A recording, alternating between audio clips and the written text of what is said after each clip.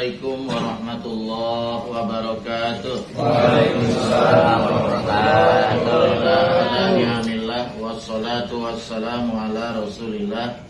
La haula wala quwwata illa billah. Qala Allah Ta'ala fi kitabihil karim, a'udzubillahi minasyaitonir rajim. Bismillahirrahmanirrahim. Li'ila fi Quraisyin ila fihim rihlatas syita'i was-sayf falyabudu rabb hadzal bait allazi at'amahum min ju' wa amanahum min khauf. Rabbi israh li sadri wa yassir li amri wa hludatan min lisani yafqahu qawli. Rabbi zidni ilman nafi'a warzuqni fahman jaida fil nar. Allahumma faqihni fid din wa 'allimni ta'wilah. Allahumma rzuqni fahman nabiyyin wa isal mursalin wa ilhamal malaikatil muqarrabin. Amma ba'du. Ayuhal jamaah, kepada jamaah Majelis Salim An-Nahdiyah dalam acara ngopi, ngobrol pintar seputar agama sambil ngopi, yang insya Allah kita semuanya yang hadir pada malam hari ini di majelis ini dirahmati oleh Allah Subhanahu wa Ta'ala. Amin. Dan juga ayuhal musyahidun, kepada para penonton di mana saja berada dan TV, mudah-mudahan walaupun jauh di mata tapi dekat di hati insya Allah. Pada malam hari ini kita akan berbicara tentang masalah safar ya.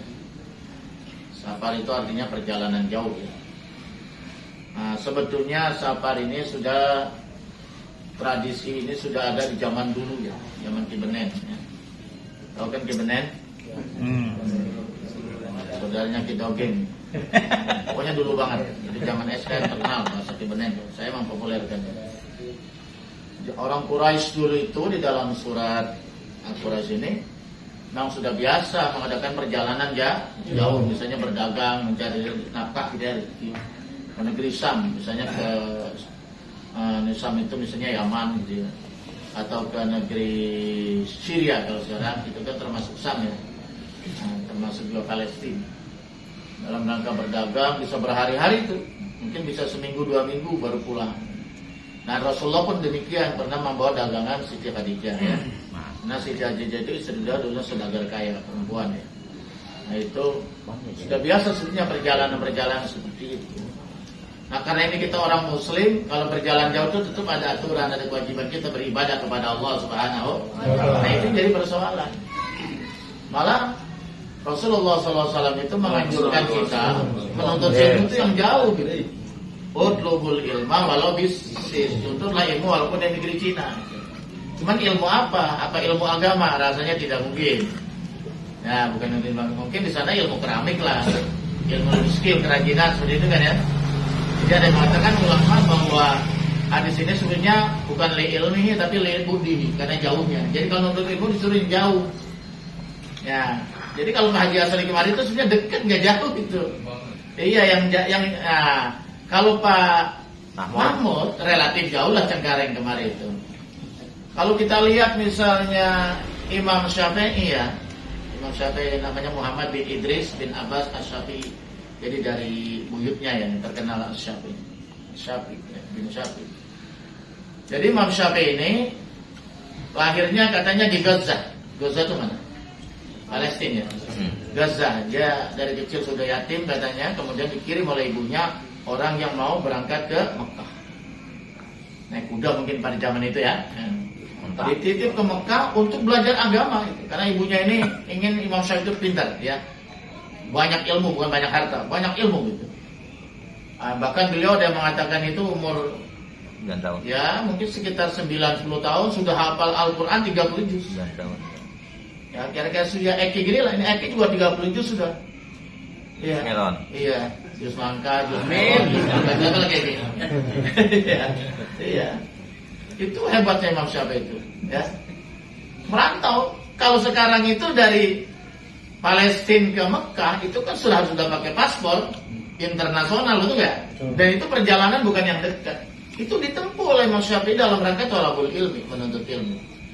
Dan di situ beliau belajar bertahun-tahun, tidak pulang-pulang. Belajar kan nggak kayak sekolah, langsung pada syekh ya, talaki hadapan langsung gitu. Ya, saya mau belajar kitab ini, saya mau belajar ini, gitu kan, saya belajar ilmu ini, gitu kan. Lah Imam Syafi'i ini habis seluruhnya, saya itu ilmunya disedot sama dia itu. Sampai saya itu guru-gurunya bingung, mau ngajar apa lagi? Hai Syafi'i, ilmu saya sudah habis, kamu ambil semua, gitu kan ya? Sudah, sekarang kamu belajar dong. Ada ulama besar di Madinah. Mau ke Madinah itu kan jauh, bisa 7 jam ya. Itu perjalanan makan bus loh. 7 jam dari Madinah ke Mekah sekitar 7 sampai 8 jam. Tapi kalau dari Jeddah ke Madinah dekat, itu sekitar 5 jam. Masya Allah itu ya. Akhirnya dia belajar ke sana itu.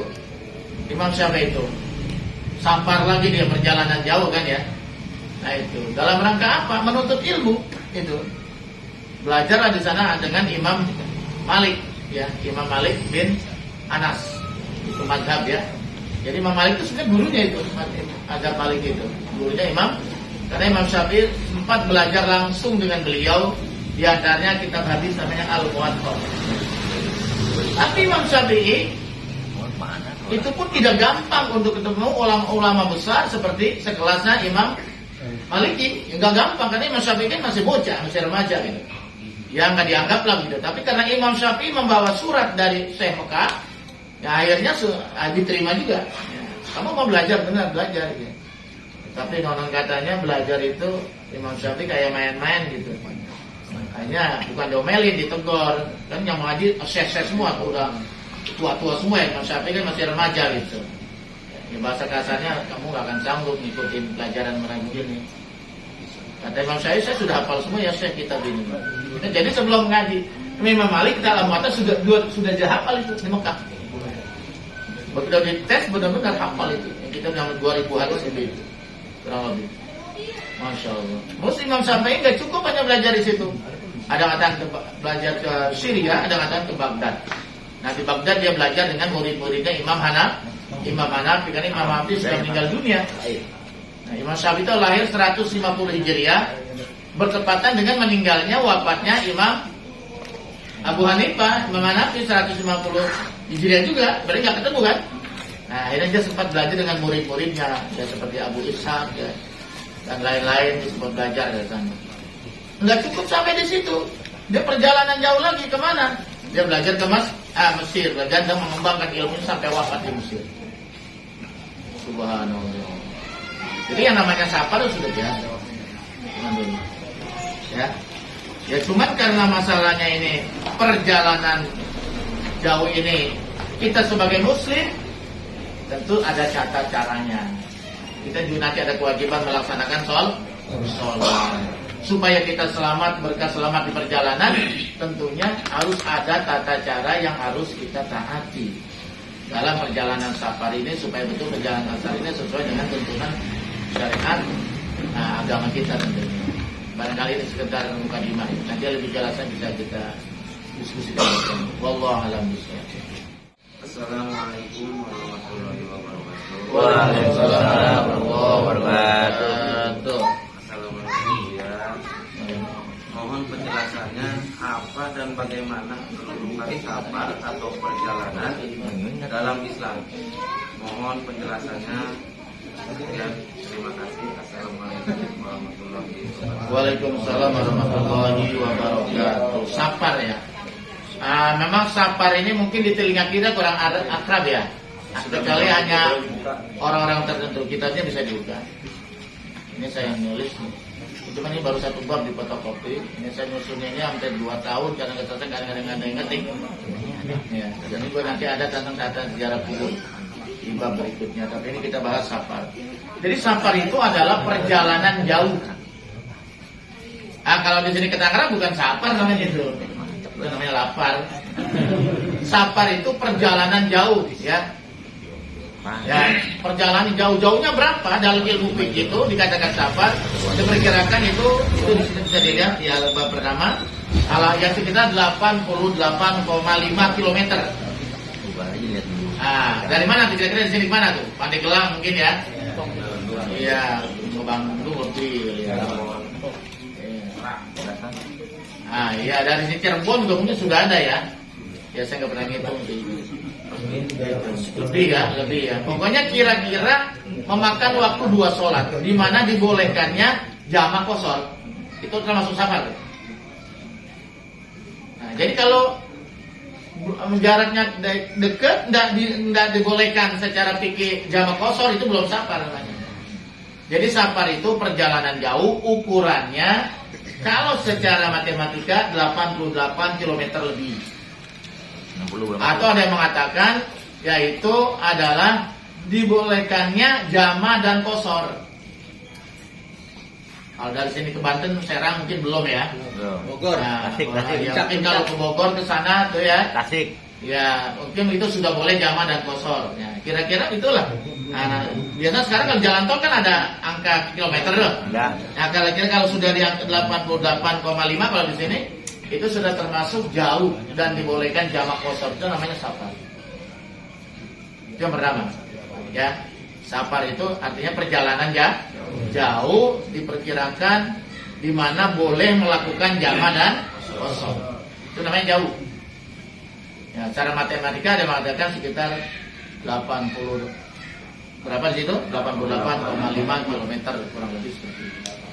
Yang kedua, perjalanannya itu tidak maksiat di dalam. Kalau maksiat, gugur. Jadi safar itu tujuannya satu, misalnya hal-hal yang bersifat wajib, misalnya melaksanakan ibadah haji, itu kan wajib ya. Ya. Itu nggak? Membayar utang, itu kan wajib ya. Ya, utang mana ke Bandung? Iya, utangnya di Bandung. Kan safar itu, betul ya? Termasuk safar ya? Safar. Ah, gitu kan ya? Itu menunaikan ibadah haji wajib kan ya? Wajib. Iya kan? Nah, itu kan harus safar, betul ya?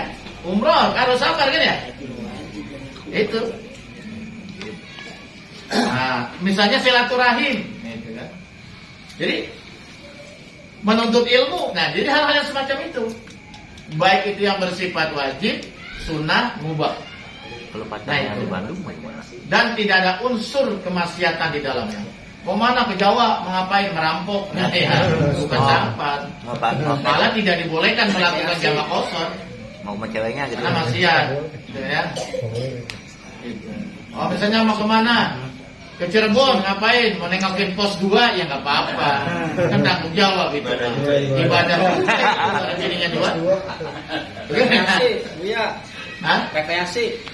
Apanya? Rekreasi. Senang bakal kak. Raya rekreasi itu namanya mubah. Tentunya mubah.